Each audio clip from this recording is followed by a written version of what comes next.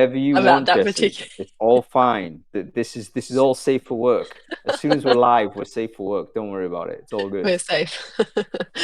We are safe. Oh, Anyway, listen, we're live, everybody. So welcome to Brainfood Live on air, bringing it to you every Friday, no fail. I've got episode 305, even though I think I mislabeled it, and I think it's episode 304. So I think we're a bit out of sync, and we might kind of pre-plan. There's probably a mystery episode. We've got to backfill at some point. But anyway, we're over 300 episodes doing this every single week. And if your maths is any good, that should tell you this is like nearly 6 years plus of doing this live stream. So thank you, everyone, for watching along and supporting the show.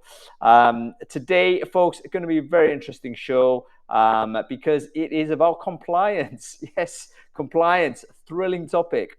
But it is a thrilling topic because we've got to know because technology is really innovating faster than the regulations are. And I just want us to get a regular pulse as to where we stand with all of these vendor tools that are coming out.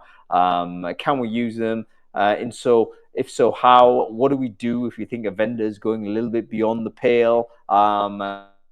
Do we hold them back, or do we think actually it's on them? Like, where does the liability lie? Nobody has a clue. So today we're going to talk about it. We've got loads of brilliant guests to bring on, and we're going to discuss this at length. Anyway, we've got Jesse Schoffer here as co-host. So Jesse, say hello. Nice to see you. hey everyone, nice to be back again for my second co-hosting with you. It was fun last time. This time I know to like say more, cut in more. So Interrupt more. I'm gonna Exactly. Don't interrupt just sit more. there. That's it. Blast these guests. That's what you're there for. And Right. you hit. It's a double header for you, isn't it? 'Cause you're back doing a co-host next week, I think. I Is am. that right? Yeah, that's Yeah, it. it's next week as well. That's right. Yeah, that's it. So if you're going to get Jesse overload, folks, for the next 2 weeks. Okay, cool. Quickly introduce yourself, Jesse. Who are you? What it is you do? So for everyone who doesn't know me, I am founder of Stacked, which is the I'm going to say the best HR tech and AI platform out there. We have all of the AI tech and HR tech products listed in a database. You can easily search and find different products on the market because, as we all know, they move very, very quickly. So if you're looking for tech, you can go there and search. Other than that, before I'm a mother of a little toddler, and before that, I was a HR leader, and before that, I was in transformation projects. So I am really excited to talk about this topic because every single conversation I have had with the HR community in the last, I'm going to say 6 months, has always ended with the compliance question. Also with the tech vendors, what they're doing around, compliance and even the tech that's coming out in that space. So I think it's a really needed topic that we're talking about today. So I'm excited. Yeah, fantastic. I didn't realize you did transformation stuff, so maybe we should get you in to do like change management a show as well. Oh, that Um, was my life for about almost 10 years of my career was transformation projects. That's my original background, and I love that space. So adding transformation, tech, and then HR together is like my favorite combination. So I'd love to come hmm. and chat with you about that. Yeah, I think a lot of the conversation that I'm having with tier leaders on AI and how can we get faster with it. Great deal of it seems to be basic like change management practice. Yep. But TA people probably have never been trained on change management. So it's something we've got to get better at. Um, cool. Anyway, listen, we've got to say thanks to our sponsors, by the way, because without our sponsors, we can never run this show. Every week, a company comes up and says, "Yes, Hung, keep this conversation going." And this week, it is our very good friends at Greenhouse. I hosted a wonderful dinner at Sea Containers yesterday with Greenhouse. We had this great conversation about this topic, actually. And we had people from government, we had legal sort of counsel in there as well. And we had some really good sort of grounding as to where AI is, particularly regards to different jurisdictions. Greenhouse are, of course, one of the leading ATSs in our business, in our sector, should I say. You should know them already. If you don't, a great product, great innovation rate on that product. And in fact, they're also at multiple events. And I think they're going to be at Unleash, I believe, in Vegas. And they've got a party going on. And I'll share the link of that party to people who are at that event. You can go and get some freebies with them as you go. But anyway, greenhouse.com, check them out if you are looking for an ATS upgrade. Okay, Jesse, let's quickly review the newsletter. We don't want to spend overly too much time on this because we've got loads of guests coming in. So why don't you pick two or three things that you think, okay, quite interesting, and we'll just like do a quick review. So, firstly, I liked the newsletter this week. It was good. The one that stood out the most to me was the Kevin Wheeler article. So I actually also featured that in my newsletter that I have on LinkedIn. So plug for myself. I have a new newsletter, so you can go sign up for that if you're interested as well in what I have to say, some of my perspectives on that. But Kevin Wheeler's article was really interesting about how he kind of more or less says that AI is here and a little bit about how it's going to change and take over the jobs that we have and it's going to redesign like how we think about or yeah, we have to redesign how we do TA, right? So that was really interesting. I don't know what your thoughts are on that, Hung. I know you have some, I think, some conflicting views on some of what he said, but for me as well. But in general, I think we're all on the idea that it's changing. Um, Yeah, it landed hard. I mean, basically, Kevin pulled no punches there, and he's talking about the end of recruiting. mhm. And I think he is, I wouldn't say a doomer, but he is pretty consistent with his view that talent acquisition is going to like transform. It's not just change; it will transform such that you can say it may be the end. So it's well worth reading. You don't need to believe every single word or every single line, but the sort of quality of thinking I think is very, very good from Kevin. I do disagree with him a little bit. I think that ultimately the human network side is going to be more important than he has sort of suggested, and I think there's going to be a lot more undocumented information that won't be captured by AI, and that may be actually a hidden quality that human beings will have in our sort of top pocket, should I say, ready to deploy if we ever get to properly understand it. So Yeah. yeah, good to read. So check it out, man. And I think the other one was from Kevin. I can't remember his last name now, so apologies. But there was an article by Kevin, and he talked about job descriptions and how AI is, basically being brought into this I'm going to say low-hanging fruit of how to generate and create job descriptions, which is kind of causing I think a little bit of you get the everything's the same and you get really bland, Mm, boring job descriptions, which we already know they kind of suck. Like, let's be honest, a lot of job descriptions do kind of suck.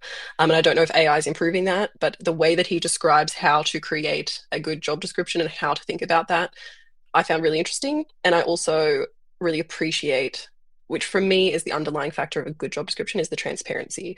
What is the level of the job? mm. What are you going to get paid? And give the personality of like the company, the culture, like it needs to come across. And a lot of job descriptions miss that mark. And I don't know if AI tools are actually helping or making it worse. But anyway, it's a good read. Um, I found that good. It's it's a guy called Will Ducey, and he I'm wrote a sorry, really was it Will? interesting. It was Will, yeah. So Will's and sorry. Kevin's clearly delineated species. But they basically really good post. It was one of those where it was kind of read like a bit old school, didn't it? It was like an old school how to write, properly write, copywriting skills. And yeah, really really interesting. And folks, is Jesse right? Like, are we all like becoming so standardized with generative AI output? I think it has a standardization effect on everything that we decide to generate. The copy's better, it's good, it's readable, but it's all samey. And what does that mean going forward? Are we going to have an engagement collapse if we all just end up reading the same thing over and over and over again? So a really, really good point. Okay, give us one more, Jesse, before we get into this. Oh, the last one, I think, was you've got my head now because I only prepared two thoughts Oh, and I can't don't remember now. worry. Two Don't get thoughts me is off guard. fine. No, because I Oh, read I read those two articles in depth and I didn't get time to. I have a toddler, everyone. If you have a toddler, you know don't what your life is like. You don't have time to do anything. al- So I always didn't get through every blame. one of your links. Always blame. What's the name of your child, Jesse? Hugo. Hugo.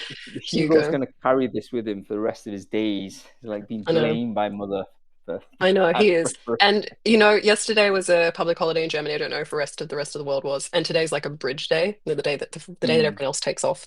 So that's my job. So I'm actually here. My son's sleeping. So if he wakes up, we got a problem. you got to go. We totally No, get it. I don't know. He'll be fine. Okay.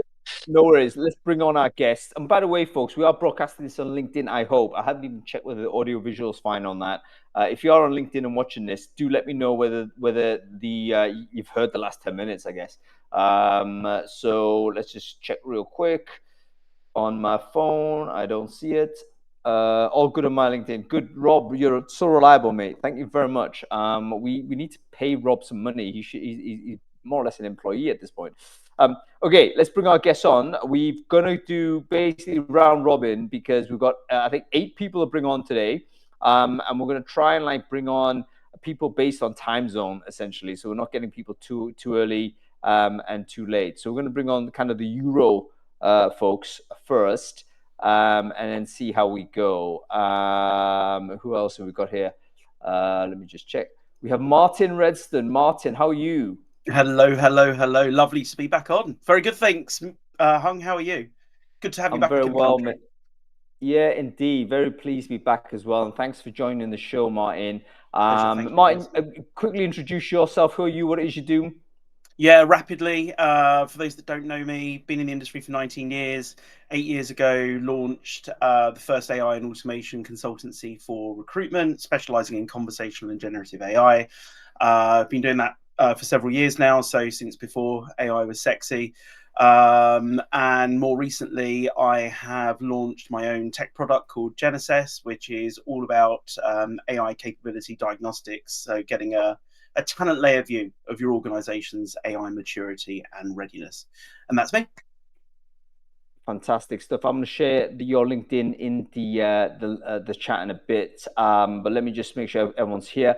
Stefan, great to see you. Can you quickly introduce yourself? Who are you? What it is you do? I can. I'm Stefan. I have been in recruitment for the past 15 years, ran my own agency for a long time, helped various big companies make good hires, and a couple of years ago decided to really branch out into automation and AI and got very passionate about that and made the crazy decision after 15 years of recruitment to build an AI automation agency, and that's what I'm doing now. Crazy undertaking. Sometimes I'm asking myself already why I'm doing this, but here I am. So happy to be here. Great to have you both on board. We're going to try and get Nina here as well, but I don't actually see her in the show. I wonder whether she's on the LinkedIn thing, which is not the right place. Nina, if you can hear this, can you get on the Crowdcast and register on that, or just make yourself visible on chat? And I'll bring you on as soon as I see you. But in the meantime, let's just get on with it. So hopefully we've got some representation here talking about, I guess, the EU and the UK side of things. Let's talk about that. I mean, is there any significant divergence? Because there's the EU AI Act. I think, everyone's going to say, yes, it's a directive. People in the UK, by the way, are confused. It's like, we're out of the EU. Do we follow this anymore? Like, what's going on?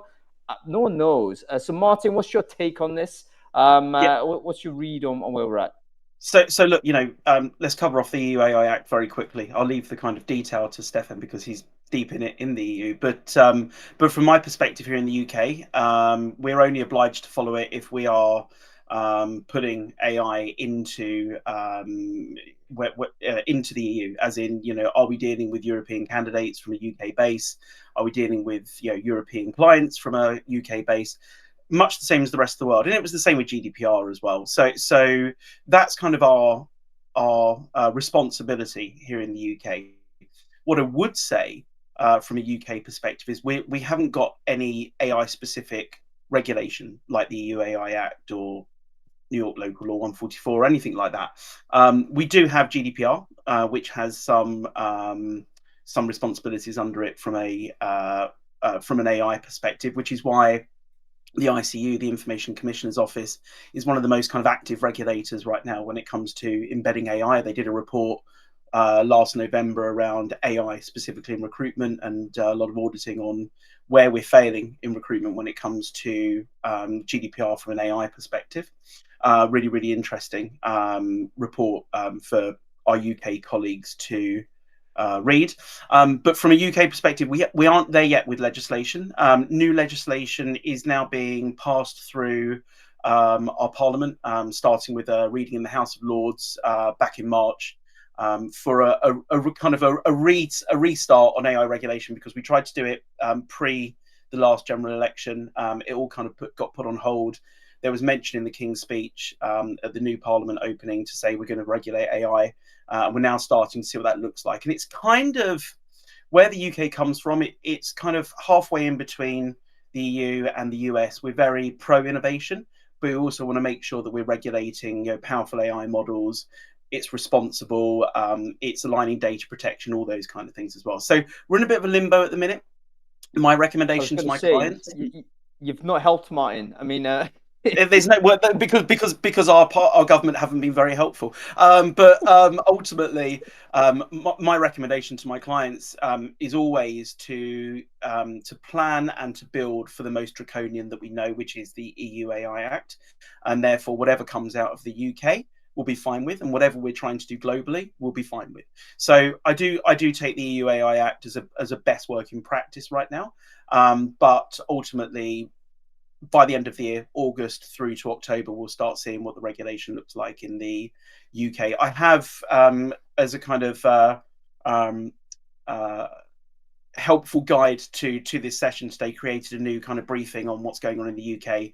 I'll happily put the link to that in the chat as well. So if anyone wants to see what's going on and what has been going on, it's all in there. But it's not a great place right now. It's limbo. Are people it's difficult, yeah. Go ahead, Jesse. No, I was just going to say, are people happy with that suggestion? Like when you're saying, okay, we're going to work to just like the EU AI Act, we're just going to work to that as the baseline because it's the safest way to go. Are people accepting of that, or are they like, we don't really like this, we can't wait for something in the UK to come out? What are people's opinions on it? Are they like, would rather not have to do this, or are they kind of like, yeah, we'll go with like safe? Most people are happy to go with it. I think that people realise, much the same as anything that we do, it has to be regulated. Whether you're a fan of regulation or not. Ultimately, we have a government, and they like to regulate things, so they know it's going to happen, and they know that they might as well start now, because what's the point in implementing, building, deploying, etc., and then in 6, 9, 12 months time having to kind of backtrack over what you're doing. Yep. So ultimately, if you're building to a specification like the EU AI Act, or deploying to that specification or regulation, then you'll be fine. Stefan's probably going to go into detail, but ultimately you don't need to do anything mainly with the EU AI Act right now until kind of mid next year. So so people are now planning on doing that now in preparation for that. So it's the same here in the UK. People are fine with it. Let's go to you, Steph. Let's go to you on this, Stefan. Can you give us an overview of the EU AI Act? Like, so someone coming at it completely new, what does this look like? I understand there's like different levels of risk, isn't there? So can you tell us a little bit about that? It looks very scary, and me being from Germany in the beginning, I think it's really like, and I was scared, like, coming from recruitment, GDPR has always been there. And then I wanted to start this whole AI automation agency, and looking at all these tutorials. And then I read about the EU AI Act, and then I'm like, oh, can I even do this? And it's like, as very often, you have to find a way to make it work. It's very in a raw format. Germany tends to, want to regulate things a bit heavier than most, and I think, there's a good basis for that, but it shouldn't scare us, because we need to, reinvent how we do work, how we do recruitment. Like, a lot of that is gonna happen. One of the specific details that I found good and relevant is having basically what in AI you call the human in the loop, right? You can't have AI make the decision based on, like, an AI screens a resume and then it decides based on that, like, hey, we're going to move forward, we're going to not move forward. This is when you think about it, it's a pretty scary thing. And that's where the EU AI Act is important, and say, like, hey, we can't do this, right? And this is something in the beginning where I thought, like, okay, but how would I ever use it in recruitment then? But there's so many things where we can innovate and we can reinvent, what we do as recruiters, that we shouldn't be scared, and rather work with it. And I also think, like, Martin, based on what you said, in 6 to 9 and maybe 12 or 18 months, that thing might look entirely different, because that AI, like, if you're looking at tools and if you're looking at models, like, every 2 to 3 months, like, there's a leap in technology, and that thing might look completely different in 12 months than it is looking right now. There was a great saying by Jan LeCun, who chief kind of AI scientist at Meta, when people started thinking about regulating based on this kind of influx of large language models. He said, look, this is like regulating jet air travel in the days of propeller aircraft.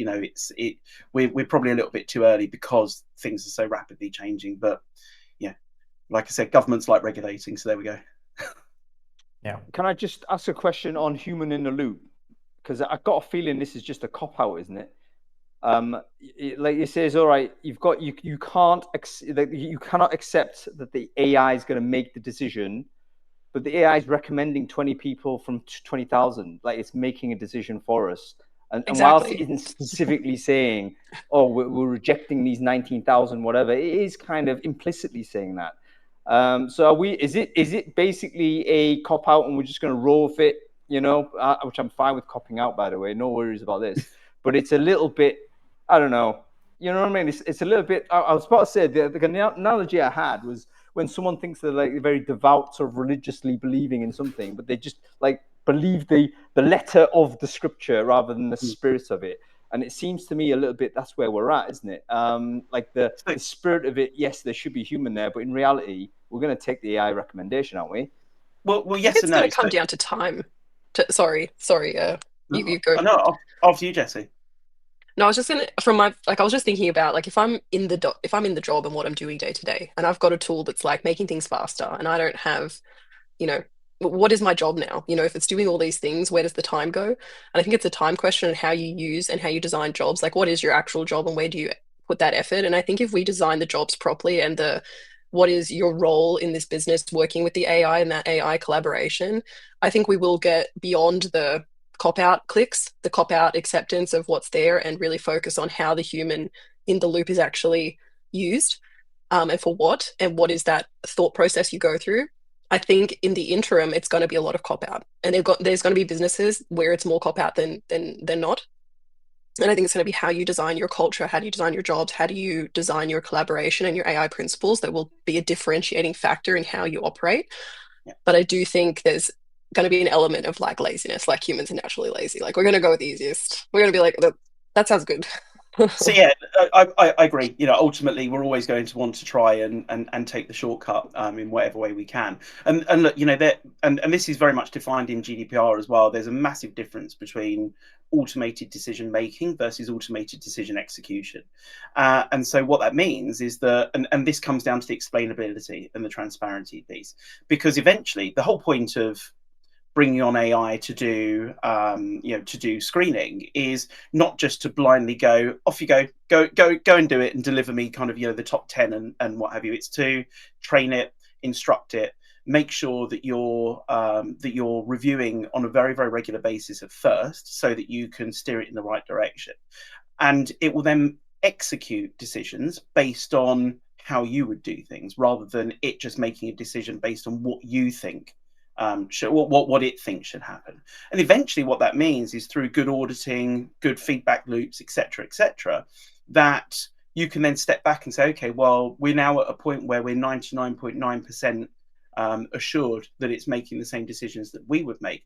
And that comes down to your audit process, your human in the loop, your supervised learning versus unsupervised learning. It's also the reason why you shouldn't blindly use large language models in screening as well, because they have no transparency and no explainability. In fact, their reasoning, based on some recent research that was done by Anthropic, their reasoning is happening after the fact as well. So they're not making reasoning beforehand to make that decision. That's my Martin. So what's this from Anthropic? That basically the reasoning is just like a rationalization post hoc decision. So the AI's made a decision and it's going to spit some reasoning out at you to just tell you, fob you off, basically. Yeah, exactly. I wrote up about it recently. I'll share that again in the chat. But yeah, basically, they realized when they looked at what was happening when it comes to reasoning and how it makes decisions, is that it's post-event telling you the reasoning and just making it up based on what you want to hear. All right, just a quick sort of stop press. You might have noticed that Nina appeared and Nina disappeared. Now Jesse's disappeared also. Both of them are now claiming that I kicked them off, and I didn't. So I'm gonna have to try and bring them both back on. So whilst we're doing that, folks in the audience, I want you to, if you've got any questions to ask either Martin or Stefan, use the Q&A feature on the right-hand side of the sidebar and populate the questions there, and we'll get to them towards the end of the show. Okay, let's talk about sort of the different stages in the recruiting process. I want to talk about sort of, let's put our heads into the recruiter sort of process, different events in the recruitment funnel. Where does AI sort of have an impact, and where is it dodgy or not good to use? So let's do CV screening firstly. I think that's one of the primary use cases. You get AI to screen 1,000 CVs, sounds great. What is okay to do? What is not okay to do? From my perspective, we've been doing this for years, pre kind of ChatGPT. So it's fine as far as I'm concerned, as long as it's transparent, it's explainable, it's not making the decisions, it's automating the executions that you would do, and that you can supervise it and you can retrain it. So it's fine. It absolutely, it is, the key blockage point in the recruitment process, right at the top of the funnel. And right now, recruiters are being incredibly overwhelmed when it comes to application numbers. So why not? But do it properly. Unfortunately, there are a lot of vendors out there that are touting, large language model based solutions. There are also a lot of recruiters that I speak to who, through lack of education and awareness, are trying to do it themselves with ChatGPT and Gemini and Claude and what have you. So make sure you're doing it relevantly, make sure you're doing it responsibly, and make sure you're working with a vendor who hasn't just decided to build something just because you can build something, and is doing that in a responsible, compliant, and transparent way. Yeah. Okay. Yeah. Next question to you, Stefan. I'm looking at, I don't know, scoring sort of candidates who've been interviewed. I want AI to do that. Is that good or bad? Like, what's your take? That would have been exactly the next point. Bad. You don't want to have, so it's called the unacceptable risk, right? And you don't want to have a social scoring AI. So it's classifying people based on behavior, socioeconomic status, or personal characteristics. But that is also something I personally, because I try different things. One tool, you can upload a CV and then you can ask the tool questions about this CV, right? It's pretty much like, we have done this before, and even if it's just pressing Control F and then finding, certain buzzwords that you're looking for. But the socioeconomic scoring, or attaching a score, you are a good or you are a bad, whatever it is, doesn't necessarily need to be a candidate, but rather a human. That is something that we're not allowed to do. So you can't do that. On the other hand, the question is always like, as you said, Martin, like how relevant is it really in the day-to-day business of a recruiter? And are we not doing this for years manually? So that's a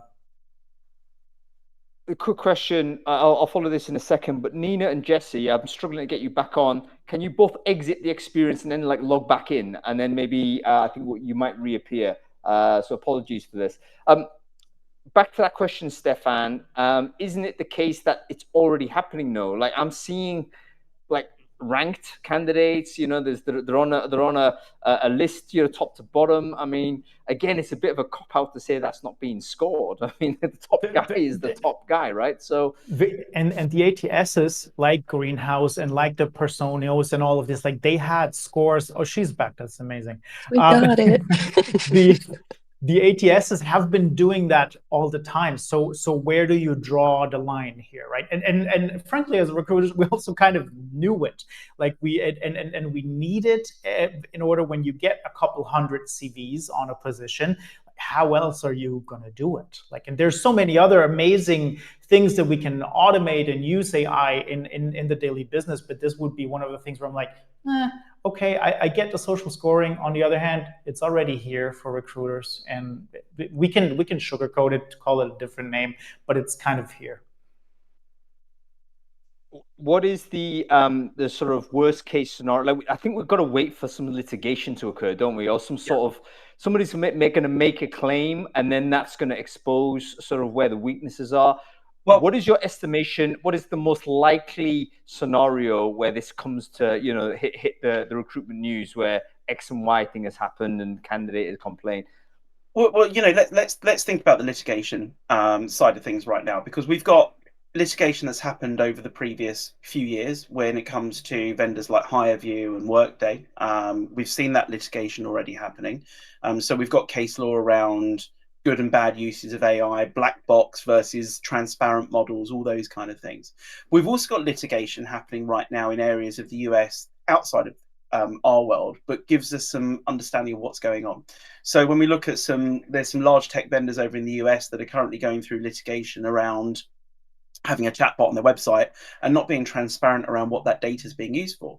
And ultimately, they were capturing data of potential leads and prospects coming through using chatbots, but they're also using it to train an AI model, and they weren't being transparent about that. So I think when we need to think about litigation, it's always going to be about transparency and about explainability.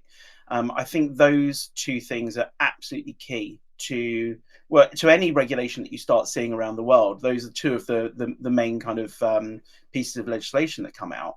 But ultimately, as long as we can, you know, be transparent and actually tell people when we're using AI and what we're using it for and what we're collecting their data for, and we're able to explain how decisions are made. So when it comes to scoring, you know, as long as we're not doing scoring based on social profiles, because I think that's the one that's unacceptable within the EU AI Act, get my teeth around that one, is that, you know, if we are scoring based on, you know, simplistic matching when it comes to keywords in CVs and job descriptions or person specs or what have you, is that we can explain how that works. And that's also key as well. So when you're talking to your vendors, they need to be able to explain it to your users, your recruiters, and those people need to be able to explain it to candidates. So it has to flow down. I think the space on like the social scoring and like the bias is really important. And I think that that's going to be the space you're going to see the most litigation, where that is not done well, where that's not done properly, and where it's not transparent and it's disadvantaging already potentially disadvantaged groups, right? And that's where I think, for me, it's always like the sticking point where it's like it needs to be crystal clear and transparent, like how that's working, because it's just we've got so many problems with like that in the world. And I think AI could very, very well already be having some issues in that space. There's a couple of things cropping up in that area. So that's where I'm always like, oh, makes my like blood curl a bit. There's also the flip side to that when it comes to being transparent and explainable when it comes to the candidate use of AI. And I know that's a whole big other thing, so I'll just mention it very, very quickly. When you talk about disadvantaged and underrepresented groups, actually, if you ban the use of AI in your application process, it's been proven to reduce the diversity of your pipeline, because more underrepresented groups use AI in the application process compared to main represented groups. So it's so it's on the flip side as well, in terms of ensuring good representation in your talent pipeline. All right, let's talk about one thing before we get some of our American friends on. I want to get their perspective. What sort of things, innovation on the product side, have you lot seen recently that you think, hang on, that's like really close to going over what is compliant or not? Because my kind of thing behind all of this is that the vendors are probably pushing it hard, and they should do, because they're excited and they're productizing and boom, boom, boom. But there's a few things that popped out where I think, hang on, is that in breach of something? And I just wonder whether they've been aware of that, or whether they've just thought, I'm going to crash through and just wait for litigation to happen. So without naming names of vendors, very important not to do that. But can you think of a case or a feature that's emerged where you think, you know what, that's going to be in breach at some point? Any sort of thing come to mind? I'll jump straight back in. I'll go back to the point I was making earlier. I mean, it's a real bugbear of mine. There are an absolute boatload of startups coming out right now in the conversational space. So, you know, voice bots, chat bots, those kind of things. And they're doing the screening piece as well. And I get pinged God knows how many times a week, you know, come and have a look at what we're doing, come and have a look at, and it's all large language model based. And and when I dive into it with them and I dig into it with them, there's no explainability. And the explainability from their perspective is good prompting.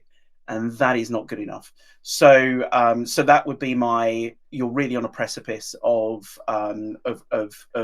compliance there when you're relying purely on prompting a large language model to screen an application. Yeah, and I Any see thoughts, Dan Stefan? Gallagher is just writing us in the chat, AI video avatars. I've been experimenting with that so much, and it is already at such a scary level and so easy to create them with my face, with my voice. It sounds exactly the same. And maybe if someone knows you, there's still notions that you can see, right? But if somebody doesn't know me and doesn't like, I'm a candidate and I'm applying, and the candidate only sees my LinkedIn profile, and then I'm in the interview, and it's based on a video avatar. It is scary, and there's a lot of products being pushed out, and I think there's also scenarios where we can put it to good use, but I wouldn't want to use it within the recruitment space. And frankly, also taking away some of the tasks that I really enjoy, like talking actually to people and screening candidates. But there's going to be litigation happening in that space as well. It is crazy how good it's now, and it's going to look different in a year from now. What do you think the litigation is going to be based on? Because I'm really interested in this, because I've been building video avatars for years now, and so I'm really interested in understanding where you think the litigation, because the conversational side, like I mentioned, absolutely, but for me it's about making people aware that people can still tell that they're talking to an avatar. It's not that kind of uncanny, but it's getting to it. But you have to absolutely make people aware, even if it's just a chatbot or a voice bot. You have to make people aware that they're talking to an AI system. That's just good practice and now regulation. But I'm interested in where you think the legislation is going to kick in there. I think that's where I see the social scoring or scoring of any kind. That would be the number one, right? I remember a couple of years ago, I tested a video interviewing platform where I record videos, and then I asked the candidate a certain question, and they can click answers or type text or have video responses. And I think that was all so manual and really not usable in the day-to-day. But I think the social scoring, that will be it, because then you can't justify why AI gives that score, or you can't really explain it, or maybe AI creates an explanation and that's going to hold up in court. I don't know where we're moving with this, but I think this is going to be number one issue. Sorry, I'm taking over now, but I'm really interested in this, because I'm not 100% certain what social scoring is based on the definition in the EU AI Act. Do you think you can, because way I'm kind of understanding kind of the video avatars and what have you is conversationally, garnering information, and so I'm just trying to understand how social scoring is defined.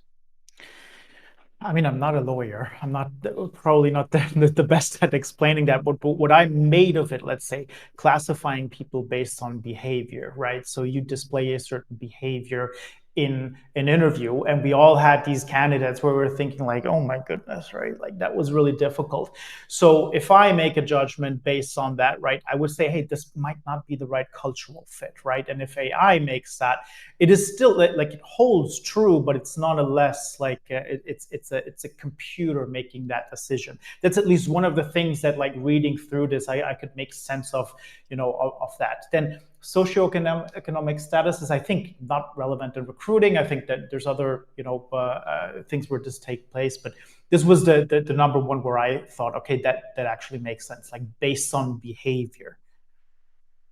Yeah, and we have a question also in LinkedIn where someone's saying, the biometric scanning and the emotional sort of detection and stuff like this, is that good, bad, or ugly? I don't know, man. I mean, I'm just thinking, is that not valid data? I mean, if we're interviewing someone and we're getting bad vibes, I know this is like heading towards that's super bias, etc., etc. I get it.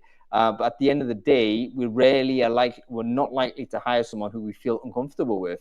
And even though, we might struggle to articulate exactly why, you can understand, it's an understandable scenario to say, actually, I'm not comfortable bringing this person into the team. So if AI does it and humans do it, so AI do it bad, human do it good, like how does this work? Seems to me another pop out vector. I saw a number of products coming out that have like this blind interviewing or blind screening where they take out all of the things, even like where you interview, where the voice is, where every single candidate goes through the pipeline with the same voice. So the same, you talk, but it puts the same voice. So the interviewer hears everyone in the same tone of voice. So there's no pitch, Yeah. female versus male, pronunciation, completely blind. So you take away all the personal, like all the things that could be taken to bias someone and purely look at how their skill set based on how what they say. Yeah. Which is That's interesting. really Which cool. which on one side is like kind of interesting and is good for the fact that there is a lot of bias on females and minority groups and even pitch. Some studies done on like the pitch of your voice can lower deeper voices are more likely to get through and high pitches not, like so many things. But then you can also say where is the line? Like humans are choosing to work with humans. We are like human species. We need to work with humans together. So what element of humans is okay to like judge and what elements are not is like there is no right way to do that, right? And everyone's line is different. Every company's line is going to be different.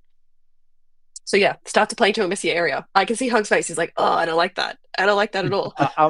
This is why I don't do product reviews, or I don't sort of I condemn that idea. I think it's terrible. Elimination of information surely is not the way forward, in my opinion. Also, I think it's dehumanizing. It's like you're literally extracting the human out of it. You're saying all human bad, and I'm thinking, where are we going with this?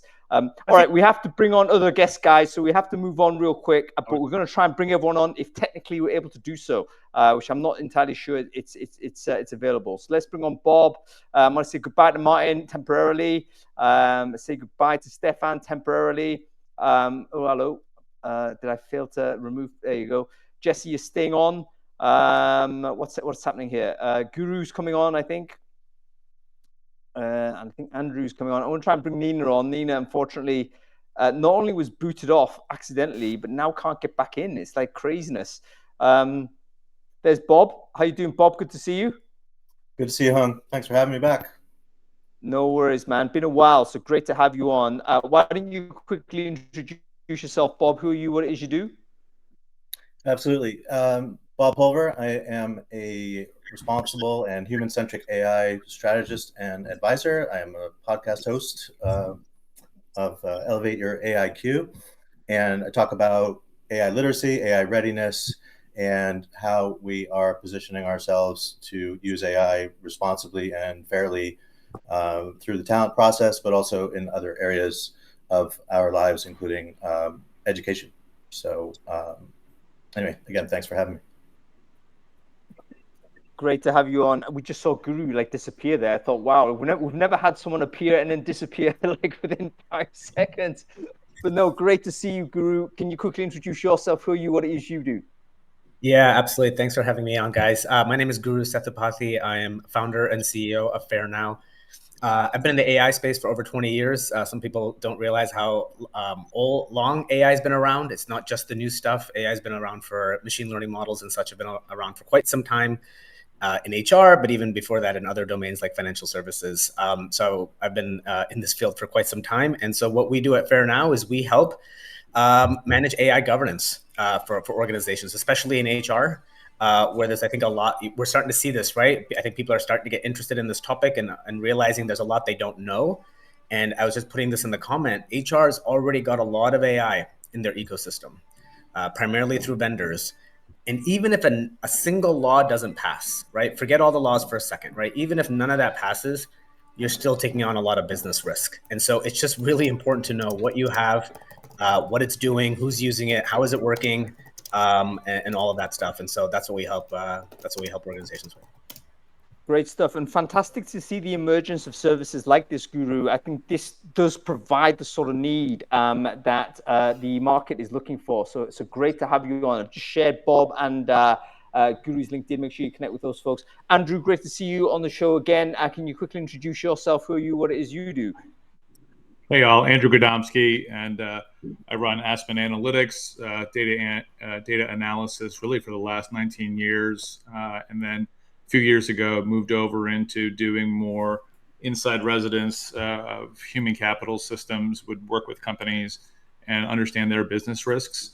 That's now emerged into having a platform that really studies the different business risks related to artificial intelligence, pay equity, wage transparency, cyber work. And then for the last 6 years, I've been working and leading workforce planning and strategy over in part of the Department of Homeland Security for the U.S. government. Stuff on fantastic stuff, Andrew. I was going to say, great to see you back. Nina is like going to be yo-yoing in and out, it seems. We're going to try and bring her back. Don't worry, folks. It's really like my determination is going to happen. I mean, we're talking about AI. We're talking about AI, but we can't get Nina in our virtual chat here. Yeah, this is basics. I mean, this is Brainfood, man. Brainfood is like literally, we're still in 1.0, Web 1.0, and we're way behind. Technology is good, but it's not that good. Yeah, I think this is just internet connectivity as well. So anyway, let's talk about sort of where we're at in terms of divergence, if it exists, between US and everyone else. There's kind of a stereotypical mainstream view to say, you know what, you can see the jurisdictions on a spectrum where you say, okay, super conservative EU, they're going to lock stuff down, et cetera, super sort of let's let everything go, and that's the US, and then everyone else probably in the middle. And if that's the case, then clearly there's going to be divergent sort of practices and products going to different markets that might not actually be suitable for each other. Now, is that an accurate conceptualization of what it looks like? Guru shaking the head, like, okay, tell us, why are you shaking your head, man? Yeah, I think that's how people perceive it, but I think the different sides will actually be a little bit closer than we think. So let me give you some examples. I think there was some thought that with the new administration in the US, it'll be completely lax in the United States. Well, a couple of things, right? One is a lot of the legislation is going to happen at the state level, and that's going to go on regardless of who's there in power at the federal level, right? And so you're seeing that already. Colorado, California, Illinois, even Texas has a big piece of legislation that's moving through and should pass. New York State, Virginia, all these states are going to be passing a piece of legislation, and that's not going to change one way or the other, regardless of who's in office. Second thing, really interesting. I don't know how many of you saw this. So the Biden administration had an EO where they designated certain federal agencies to oversee AI governance properly. The OMB, specifically under the Biden administration, came out with a set of requirements for all federal agencies, right? And they need to do X, Y, Z to manage AI responsibly in these federal agencies. Guess what happened? So the Trump administration came in, rescinded that EO, overrode it, but then came out with their own, the OMB came out with their own EO, and it looks almost exactly the same. Right? The tone is different. They talk more about innovation and all that kind of stuff, and that's great. But the actual requirements, if you read through, are almost exactly the same. So I think I think it's good. I think there's an acknowledgement in the US side too of like, hey, we can talk about this in different ways at a high level, but deep down we all understand that there's risks here, there's dangers here, and we need to all act responsibly. And on the other side, the EU, it's passed, but there's a lot of details to be filled in. And there's some expectations, and you're already starting to see this. Some of those more kind of onerous pieces will get walked back. And so on both sides, I think you're going to see the US be a little bit more thoughtful and have some regulations and so on and so forth. And you're going to see the EU walk back some of the most onerous parts of what it does. And I think you're going to see both sides realize, hey, how important this is, but also not to over-regulate as well. So interesting. So I picture this as fairly wide spectrum. What you're saying, Guru, is actually a lot tighter spectrum. Maybe you can still describe it as a spectrum, but it's actually probably a little bit stuck together like this. That's right. Maybe even back get closer. Andrew, go ahead. Yeah, I think that's directionally right. And so I think what maybe people don't understand is, the number of jurisdictions in the United States is, hundreds. And so what we're already seeing now, like in New York, as an example, I think we started with New York City, but then some people don't know that Suffolk County, which is outside of New York City, had its own regulations. And then the New York governor said, whoa, none of this is working. Let's go ahead and make one for the entire state. And so that comes along, and what we're seeing is these patterns where people are, making legislation locally, and then, realize, of course, that some of it has to do with where the candidate is and where's the job. So I live in New Jersey. Does that mean that I'm under New York law and New Jersey law if I end up working and living and commuting in those areas? Short answer is sort of. And that's because of where you are. And I think the other thing to note here, Hung, is these aren't necessarily legislations that are on their own. A lot of them are being pulled into other legislations that have to do with how we're looking at biometrics, how we're looking at security, how we look at our finances or healthcare. Pay equity is another one. Wage transparency is another one. And so it's not like, oh, we're just going to pass an AI committee and then it's going to go through that way. A lot of this is, Guru, Bob, you guys know, I wish it was one size fits all. It's about as different as cars on the road, trucks, SUVs, 18-wheelers. It really is all over the place, but they are speeding along the highway. So, Andrew, you say this, and then how is it going to work? Is there going to be some kind of standards? Like you have your ISOs, you have your GDPR compliance, you have like your stamps. I feel like we're missing standardized understanding or standardized, like some kind of standardization levels that people attain to kind of like from the consumer side, like the buyer side, understanding what kind of products they're buying at minimum. Is that something that is going to come? Is it something that we can't standardize? Is it like, what are we going to do about all this? Jesse, I'll answer that, but I also then want to pivot over to Bob, who talk about it from an ethics perspective. There are certain steps that are common, whether you're looking at India, China, Singapore, Australia, UK, EU. Really what we're talking about is transparency, disclosure, some sort of governance, understanding, training. All those things are basically there. It's similar to the hiring process. Doesn't change that much country to country, area to area, right? It was like, hey, I'm interested, and then somehow you get hired, and the stages are the stages. What we don't have is a lot of these frameworks have come out in different countries. They all mention some of these things, but it's not all locked up. Bob, I'm curious on your position from an ethics perspective on the same. Well, I think we all want to make sure we're partnering with people who have done the due diligence to make sure they're building the, responsible technology, right? And so right now that largely goes back to the vendors, not necessarily these, foundation model, vendors, but, the TA tech, vendors that are building these solutions and have either come out recently and are sort of AI native, if you will, or they have bolted on, AI capabilities. And so in some ways, the latter is relying on you to not want to go shopping again and say, well, I've already got a trusted relationship, or at least I think I do, with this vendor, and now they've got these capabilities. They seem to know what they're doing. The problem is you don't know what AI sort of responsible AI sort of training even the developers have gone through to make sure that they're doing things properly. And now you have, of course, people building their own agents. They're building with Copilot, they're building with, Gemini, et cetera.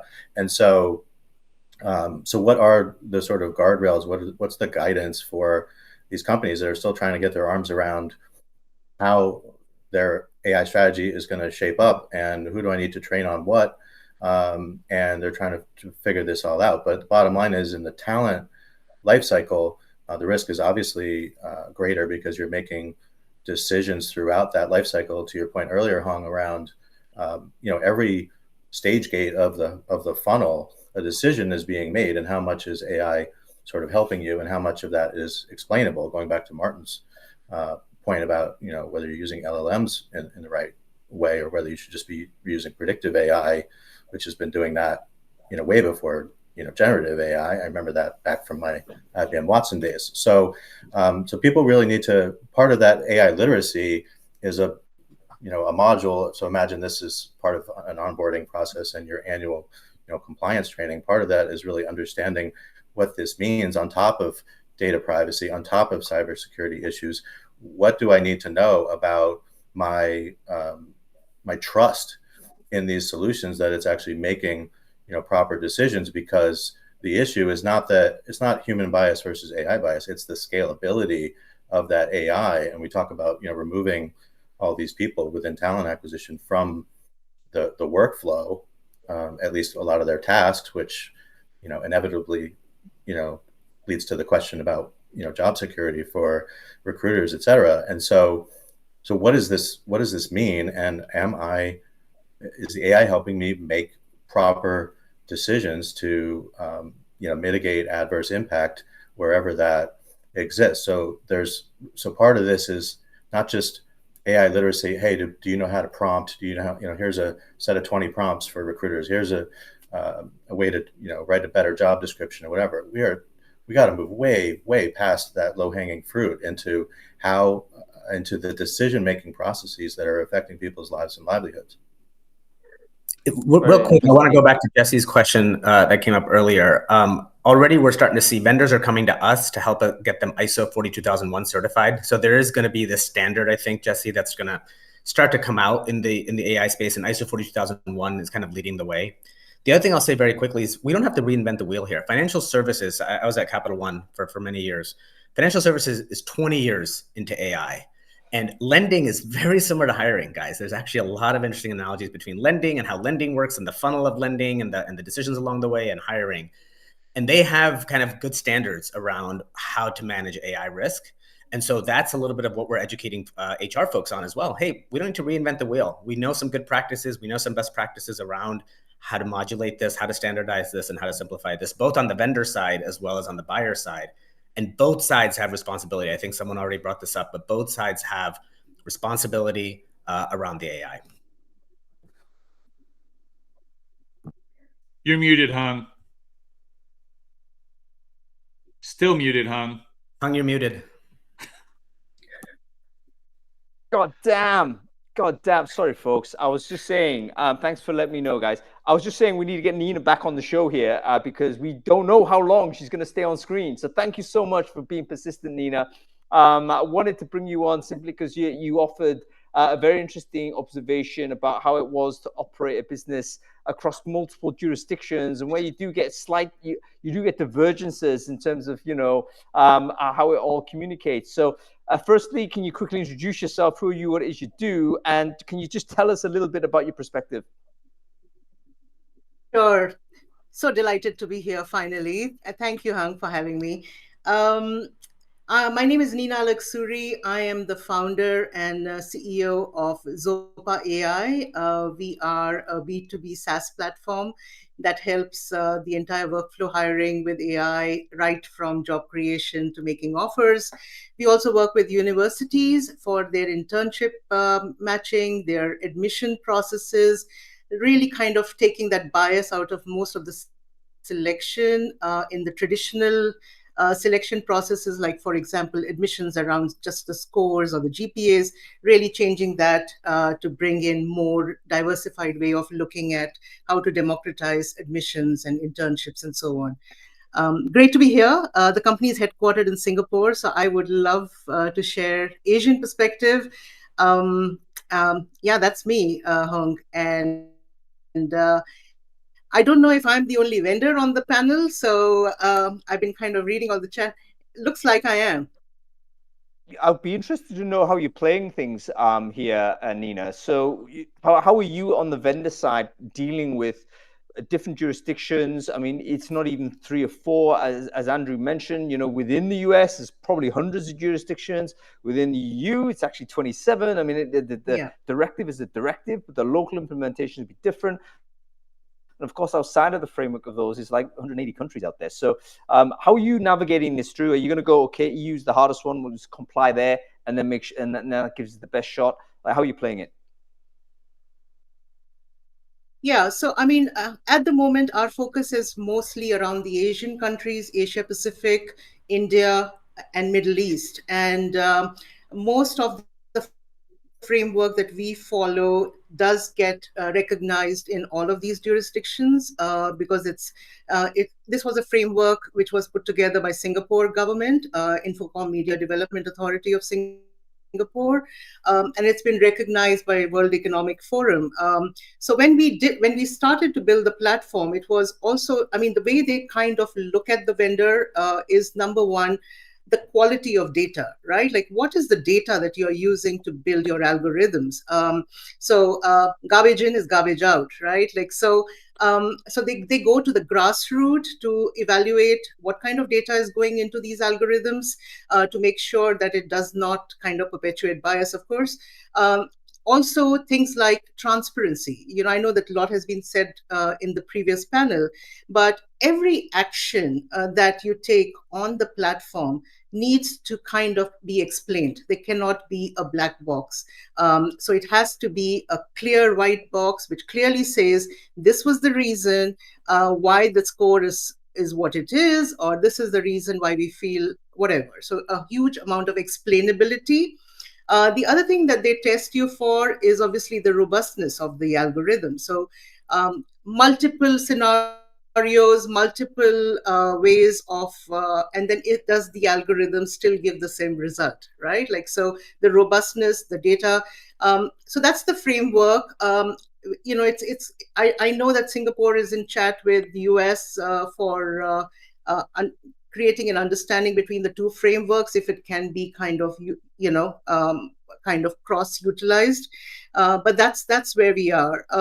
Our platform, the couple of reasons why the government in Singapore uses our platform is also because it is more around skill based hiring, and it's not around what school you come from, what college Ivy League you come from, and so on. So really democratizing it and making it easier for everyone to adhere to. And then, of course, through the evaluation process, so at least the first base is around screening people in, not screening people out. Yeah, very, very good. Interesting way to plow a furrow. And it seems that it's encouraging to see sort of vendors have the confidence to push through. I want to repeat the question that I asked you guys at the beginning. Like, are you seeing anything that you think actually is beyond the pale, either from competitors, or have you had to pull back your product team at some point and say, "Yo, we're going too fast here on this particular dimension"? What have you seen in the wild that you think, what, that's not going to last long because that's not going to work? Are there any kind of, like, again, no names in terms of products or vendors, but features that you think this is not going to basically comply in terms of what we're looking at so far? Any thoughts open to anybody on this? One that gives me pause is video AI. I think the previous folks mentioned this as well, but what exactly is that AI inferring beyond just the responses from a video, movement, expression, all of that standpoint? We don't even know. Maybe they're saying, some folks say they do take that data into account, some saying they don't. How do you confirm it either way? There's a lack of transparency there, and some of that I would definitely have pause on, just for folks to understand how some of this technology works underneath. It's all correlation based, right? And so therefore, there may be interesting correlation patterns that relate to why someone should get the job or move on in the hiring process, but it's not clear it has anything to do with the job. And that's where things start to get really risky in the HR process. I don't know if you guys remember this. I'll give a quick example. Maybe 8-9 years ago, when this is just starting to get going in HR, there was an interesting correlation that people who were participants on certain anime websites were good engineers. Completely random correlation. But you can never justify that in your hiring process, right? And so multiply that by 10,000 different features and attributes that one could observe in an interview, in a video interview, and you start to get into trouble. So that's one area that I would have some concerns with for sure. I think oh, sorry, no, go for it, Nina. You do it. You've been waiting to get on. Sure, absolutely. No, I mean, if you see for the past, since the time ChatGPT made AI so sexy, right? Like every vendor claims to have AI in their platform. And I think to your question, Hung, when you go onto the internet and look at some of these tools who claim to do the entire process without a human in the loop, I don't think that's going to last long, because it's built on your standard LLMs, which are not validated. And the data is, we know that it can hallucinate and so on. So definitely, I don't think that is going to have a very long standing in the market, in my view. I mean, anyone else? Hung, I'm a little concerned that we're moving forward using some of the tools and techniques that we used to use in the past, like the concept of, does this job match the person, right? And I think what we're not doing is not fusing in enough skills taxonomies. Ultimately, we have a position. and someone's going to park that car in that position, right? And now we're talking about temporary staff, outsourced personnel. We're talking about agentic AI, where, you know, instead of having a person, we're going to have a robot, or we're going to have, you know, something virtual doing it. But we're not spending a lot of time talking about skills and knowledge and, you know, activities that are going to get done. There's a real lack of workforce planning in this dialogue. And I got to tell you that, you know, people buying it for the next 3 or 4 years and then replicating poor position management, that's going to be a problem. Do you also, so it's interesting, Andrew, how you say this, you know, there's a skill set, you know, there's obviously the skill set that we need, there's the job, needs to kind of match. That's what we're trying to look for, the best match. Do you think that companies will start to do different types of hiring, like not hiring a person into a job, but actually getting a service provider, which cuts out a lot of the, right? Like it's just easier to just hire fractional where you don't really have to, just someone who's working for themselves. You can just like skip all the messy. You can be like, I like that person. I like what they offer. They've worked for that company before. I'm just going to hire them. And they're going to be, I can fire them when I want to, with 2 weeks notice. I can pay them whatever hourly rate we negotiate. Like it is, is this, do you think we're going to see companies be like, I'm going to start hiring differently. My workforce is going to look completely different. Oh, yeah. Because of these things happening in the technology space. Yeah, workforce modeling is not new. Guru, I mean, you got a finance background. And so when you're looking at how are we going to go ahead and staff our organizations, we're going to make choices on statement of work. We're going to make choices on, are we investing in technology? I think, Jesse, what we're seeing now is just more focus on that. It's okay to have someone come into an organization, know that you're not going to provide them benefits, you're not going to do career development, you're going to have a wider span of control, and you're not going to do these things. And now that we have AI, all of a sudden we can start figuring out what intellectual property do we want to maintain and develop versus what are we just going to borrow and buy. So yes, I absolutely think we're going to be doing those things. Andrew, can I respond to something you said around skills? I think this is an important point. I actually think humans are not very good at understanding people's skills, and which is why we revert to heuristics around how long have you worked in a place, what's your experience, what are your credentials, all that kind of stuff. I actually think this is a space where AI has tremendous potential. One of the things one of my teams built back at Capital One was a simulator that would walk you through different problems and different scenarios and different situations, like technical situations, coding, analytics, all these types of problems, and then actually be able to observe how you think through those problems and then determine your skills from that, right? So I actually think, and that was, and AI has evolved even a lot since then. That was like 4 or 5 years ago. So I think AI has actually a lot of potential to be able to interact with someone, walk them through different scenarios, understand how they think in a way that I think it's quite hard for humans to do. I agree, Guru. Spot on, I think spot on. Yeah, spot on. Because it is about AI and machine learning allows us to do thousands of simulations rather than going ahead and saying, I think this is what works, right? No. Real, Yeah. you know, it's always good to be stochastic, right? Not just sarcastic. And that's a Yeah. good point where like a lot of AI today is just replacing what humans were doing. And I think there needs to be real thinking around, no, let's just reinvent the wheel completely on some of these dimensions, because AI has completely different strengths than what humans do. And so let's reinvent even how we think about interviewing, how we think about some of these aspects instead of, oh, let's just automate exactly what the humans were doing. I love that. I love that, Guru. Absolutely. To the point on skills and the value of AI within the skills framework and skills taxonomy. You know, the one thing that AI does very well, which humans, I mean, I've been a recruiter for forever before I pivoted to building a platform. And you do tend to, when you have a volume of CVs, you do tend to do a Command F or a Control F to do the keyword search, right? You just screen people out for sad reasons. What AI can do really well is not just identify the direct matching skills, but also look at the complementary skills, right? And one example that I love giving is that, for example, if a client wants somebody with 15 years experience as a data scientist, the title data scientist did not exist 15 years back. A lot of candidates will get screened out. Whereas AI would look at the CV and say, okay, they've done statistics, they've done modeling in their past, and they've got 5 years as a data scientist. Let's bring them in. they have a potential to upskill and grow into this role. Yeah. And Jesse, if I could, tack on to what Nina's saying, in workforce planning, the idea is with AI, do we need to have those resident skills on the hire? We can learn so much faster. And so now it's like, okay, do you have the capability? Do we have a learning program? Do we have something that someone could say, look, be here 2 weeks, you'll know what to do. And all of a sudden it's like, well, that onboarding used to take 6 months. Nope. Resident skill sets don't need to be there. We can build them fast.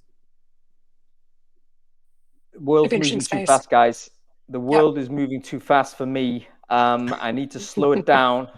Need to lie down. But no, folks, this has been a really fascinating conversation, and I think it's another one that is going to require more time.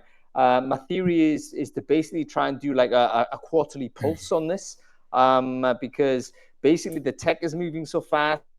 The case law is going to move fast. There's going to be some people being sued and stuff. All of this is like just moving parts. So I think we just repeat the show. So the plan is to repeat the show every quarter, bring the same guests on, same format. Let's talk it through, like what's the latest update. So if you guys are up for it, we'll do the same again and we'll see what's what. But we're over time now, so we have to let it go. Thanks everyone for watching. Thanks our wonderful guests. We've had a massive number of people on the show today. And great to have you on. But thank you, Nina, for joining. Great to see you as ever, Andrew. Great to see you as well, Guru. And Bob, always wonderful to connect with you as well. We'll make sure you guys are back on the show the next time around. Everyone else, thanks for watching. Really appreciate your time. Great to see you there. We'll be back next week. It's a short week, I think, for a lot of people in Europe, but we're back on Friday. What the heck are we talking about? Jesse, what are we talking about next week? Do you know? Oh God, it's like hiring. What are we talking about next week? Hiring. It's something to do with hiring. All right, we're back next week. Doesn't matter what we're talking about. You're going to be here. 2 p.m. Remember, the hosts don't know what we're talking about. Yeah, 2 p.m. on Friday. All right, folks, that's it. We'll let it go. Have a good weekend, everybody. We'll see you next week, okay? Thanks, everyone.